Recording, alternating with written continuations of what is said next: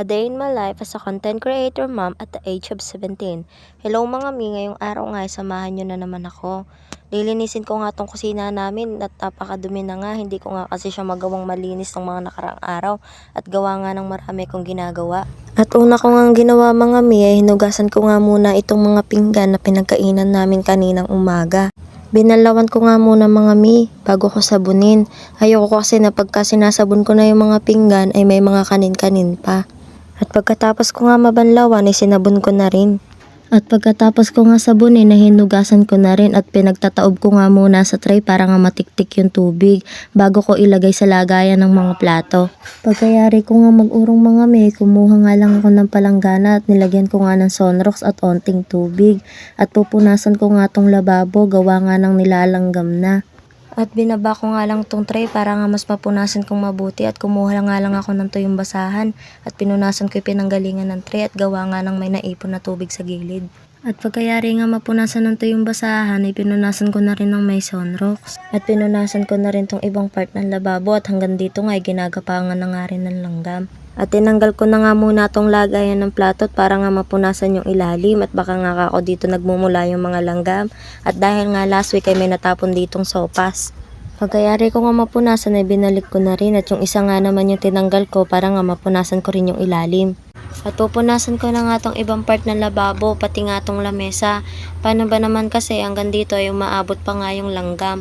Pinagtatanggal ko nga muna yung ibang mga gamit dyan sa lamesa para nga pag nagpunas ako ay walang sagabal at kinagat pa nga ako dyan ng langgam.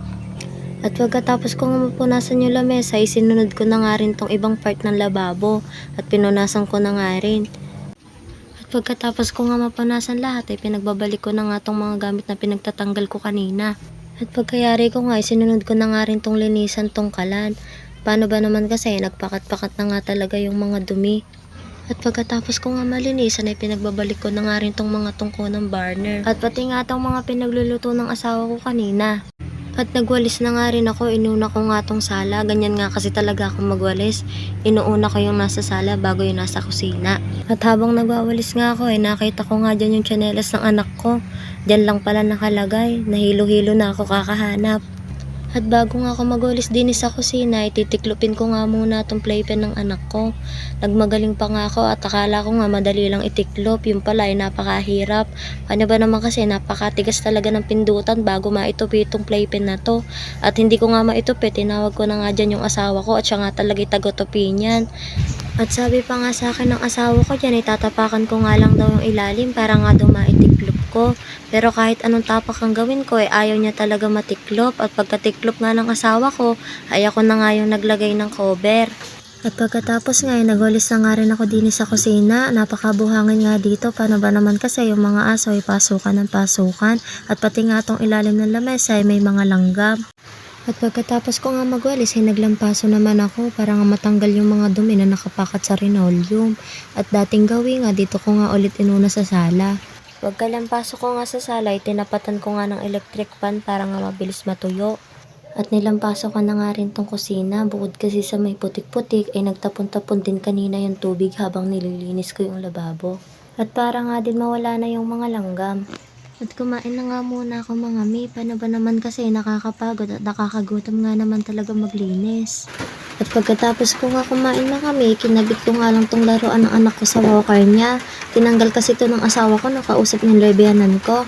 Paano ba naman kasi hindi makita ng biyanan ko yung mukha ng anak ko, kaya tinanggal ng asawa ko.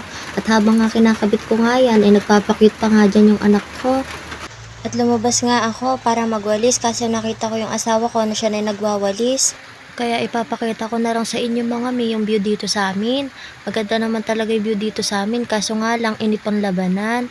Pero kung view lang ang pag-uusapan, panalo to mga mi.